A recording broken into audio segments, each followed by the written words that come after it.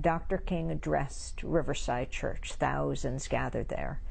And he said, sadly, that his country, the United States, is the greatest purveyor of violence today.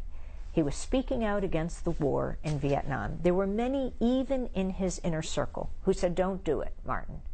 Don't speak out.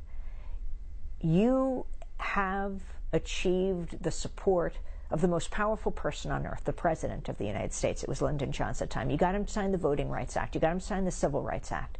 Do not alienate him now. But Dr. King saw this as his duty, as a seamless web. As he was concerned about injustice at home, he was concerned about it abroad. And I just came from the National Conference on Media Reform, where it was pointed out that one of the magazines that most affected Dr. King in seeing what was happening on the ground in Vietnam was the independent publication Ramparts. So Dr. King gave that address. Dr. King, who is hailed today all over the country, all over the world. Time magazine called his speech,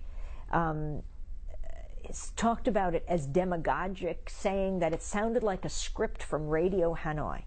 The Washington Post, right here in Washington, said with that speech, he did a disservice to his cause, his country, his people. Yet Dr. King wouldn't stop. He continued to speak out against war. And I think that is very relevant today, and why we did that column, and on what Dr. King would be saying today. Would he be invited to the celebrations of his life today? And as President Obama presided over the honoring of Dr. King with the memorial, what would Dr. King have to say about President Obama's policies around war? What's happening, for example, now in Afghanistan, and the expanded covert wars in the form of drone attacks in Pakistan and beyond. In a recent column, Amy Goodman, you praised Senator Rand Paul. Maybe praised is the wrong word. Well, I talked about what he did. Rand Paul engaged in a filibuster for a day, and it was quite remarkable.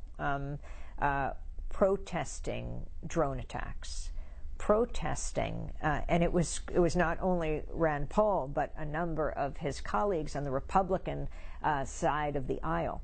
Now, Democratic Senator Ron Wyden also spoke, because he